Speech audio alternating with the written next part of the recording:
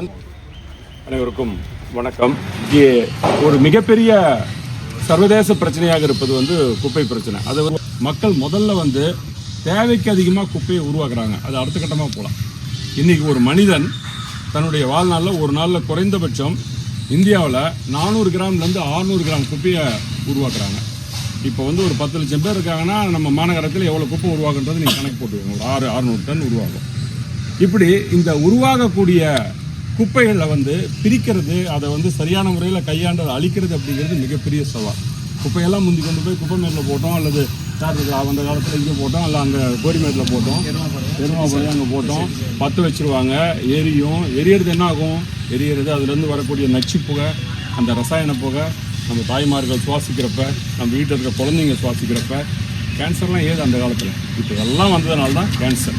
இப்படி இந்த சமூகத்தில் வாழக்கூடிய மக்களுக்கும் ஒரு பெரிய பாதிப்பு ஏற்படுத்திட்டு இருக்கு. அதனால தான் குப்பைகளை பிரித்து தரணும். அது பிளாஸ்டிக், காகிதம், பாலித்தீன் கவர் இதெல்லாம் மக்காத குப்பை அப்படிங்கிறத தனியாக நீல நிற கூடையில் பிரித்து தரணும். மக்கக்கூடிய குப்பைகளாக இருக்கக்கூடிய உணவு கழிவுகள், இயற்கை முறையில் உருவான குப்பைகளை நம்ம பச்சை கூடையில் போடணும். இவ்வளோ நாளாக மக்கும் குப்பை, மக்காத குப்பைன்னு நம்ம பிரித்து, அதே பெரிய போராட்டம். அதுக்கே நிறையா மக்கள் ஒத்துழைப்பு தரது சிரமமாக இருந்தது. ஆனால் இன்றைக்கி அந்த பழக்கத்துக்கு வந்துட்டாங்க. நம்ம ஒரு 4 வருஷ போராட்டத்தில் இன்றைக்கி அந்த பழக்கத்துக்கு நம்ம அம்மாப்பேட்டை மண்டலத்தில் சேலம் மாநகராட்சியில் நம்ம கொண்டு வந்துட்டோம். இன்றைக்கி ஒரு இடத்துல போய் தூய்மை வாகனம் நின்னா அங்கே இருக்கக்கூடிய அந்த குடியிருப்பில் மக்கள் குப்பையை பிரித்து கொண்டு கொடுக்குறாங்க. 100% இல்லைனாலும் ஒரு 70% மேலே கொண்டு கொடுக்குறாங்க. அந்த மனநிலைக்கு, அந்த மாற்றத்துக்கு நம்ம அவங்கள ஆளாக்கிட்டோம். அவங்க புரிஞ்சுக்கிறாங்க. இப்படி பண்ணால் இந்த மக்கக்கூடிய குப்பையை தனியாக பிரித்து கொடுத்தோம்னா அந்த குப்பை உரம் தயாரிக்கக்கூடிய இடத்துக்கு போயிடும்.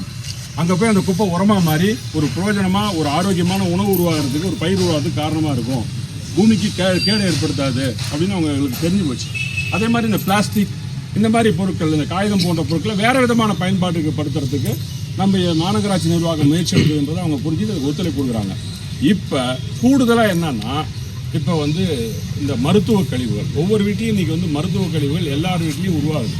ஆச்சுங்களா? அந்த டைப்பர், நாப்கின், அப்புறம் இந்த முகக்கவசம், அப்புறம் இன்னும் சில விஷயங்கள், இதெல்லாம் அதோடு சேர்ந்து கலக்கிறப்ப நம்ம எல்லாருமே மனிதர்கள் தானே. அதை எடுத்து இவங்க பிரிக்கிறதுனா அது அதுக்கான நேர செலவுகள் எவ்வளோ ஆகும்.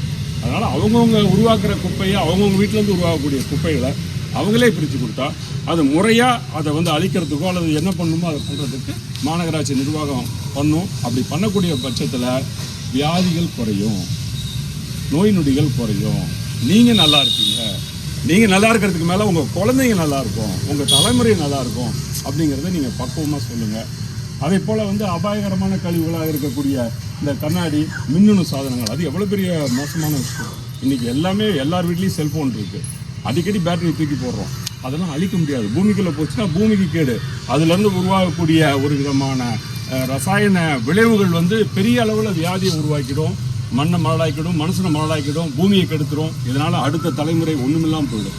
இதையெல்லாம் உணர்ந்துதான் இன்றைக்கு தமிழக அரசு அல்லது நம்முடைய இந்திய அரசு சுப்ரீம் கோர்ட்டின் ஆணைப்படி, எப்படி தான் சார், சுப்ரீம் கோர்ட் ஆணைப்படி புதிய வழிமுறையை உருவாக்கி இருக்கிறது. அந்த அடிப்படையில் இன்றைக்கு நம்ம 4 கூடைகளிலே குப்பை வாங்கக்கூடிய திட்டத்தை நம்முடைய மாநகராட்சியிலே இந்த மாதம் துவக்கியிருக்கிறார்கள்.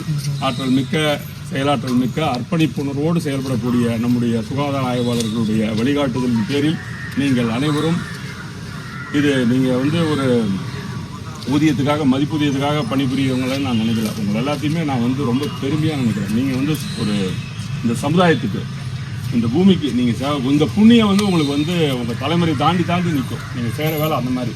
இப்போ நான் ஸ்க்ரீன் விற்கிறேன்னா அதில் எனக்கு ஒன்றும் பெரிய புண்ணியம் கிடைக்காது. நான் விற்கிறேன், 10 ரூபா சம்பாதிக்கிறேன், நான் சாப்பிட்றேன். ஆனால் நீங்கள் ஒரு வீட்டுக்குள்ளே போய் ஒரு கிருமி உருவாகாமல் இருக்கிறதுக்கு அந்த தண்ணி எடுத்து கொட்டுறீங்க, கொசு உருவாகாமல் இருக்கிறது, அங்கே ஒரு வியாதி, ஒரு பிரச்சனை வராமல் இருக்கிறதுக்கு நீங்கள் அவங்களுக்கு உதவி பண்ணுறீங்க.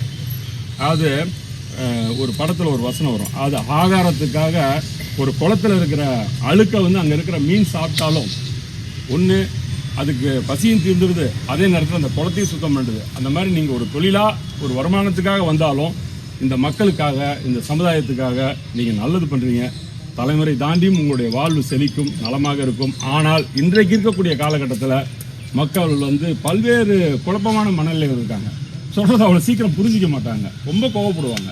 இதை அனுபவ ரீதியாக நான் பார்த்துட்ருக்கேன். அதுக்கெலாம் நீங்கள் அசராதீங்க. அவங்க கோவம்லாம் வினாடி கணக்கில் தான் இருக்கும். அதனால் நீங்கள் அவங்களுக்கு புரிகிற மாதிரி ஒரு முறை 2 முறை சொல்லுங்கள். சில இடங்களில் அவங்களுக்கு வந்து ஒத்துழைப்பு கிடைக்கல, அவங்க புரிஞ்சிக்கல, ரொம்ப அவங்களுக்கு வந்து வேறு மாதிரி ஒத்துழைப்பு தர மறுக்கிறாங்கன்னா நீங்கள் நம்முடைய அதிகாரிகிட்ட சொல்லுங்கள், என்கிட்ட சொல்லுங்கள், மாமன்ற உறுப்பினர்கிட்ட சொல்லுங்கள். அவங்க வந்து நிச்சயமாக அவங்ககிட்ட பேசுவாங்க. நம்ம எப்படி மக்கும் குப்பை மக்காத குப்பை என்கிற அந்த திட்டத்தை நம்முடைய மண்டலத்திலே நாம் எப்படி நடைமுறைப்படுத்தி வெற்றி கண்டோமோ அதே போல் இதை வெற்றி காண வேண்டும். வெற்றி காண வேண்டியது மிக அவசியமான ஒன்று. அவர் சொன்னது போல் ஒவ்வொரு வீட்லேயும் கருப்பு டப்பா சிவப்பு டப்பான்றது உடனே வாங்க முடியாது. எல்லார் வீட்லேயும் மின்னணு கழிவு அவருடைய தினம் வந்துடும் சொல்ல முடியாது. அதே மாதிரி அந்த மெடிக்கல் அந்த மருத்துவ கழிவுகள் வந்துடும் சொல்ல முடியாது. குறைந்தபட்சம் ஏதாவது ஒரு லெதர் பேக்கில் ஒரு சின்ன கவரில் அவங்க தனியாக போட்டு பிரித்து கொடுத்தாங்கன்னா கூட போதும். படிப்படியாக அந்த மாதிரியான முயற்சிகளை அவர்களை செய்ய வைக்க வேண்டியது உங்களுடைய கடமை என்று கருதி கொண்டு இந்த பணியை நீங்கள் நிச்சயமாக சிறப்பாக செய்வீர்கள் என்கின்ற நம்பிக்கையோடு உங்களுக்கு என்னுடைய நெஞ்சார்ந்த நன்றியையும் வணக்கத்தையும் வாழ்த்தையும் தெரிவித்துக் கொள்கின்றேன். வணக்கம்.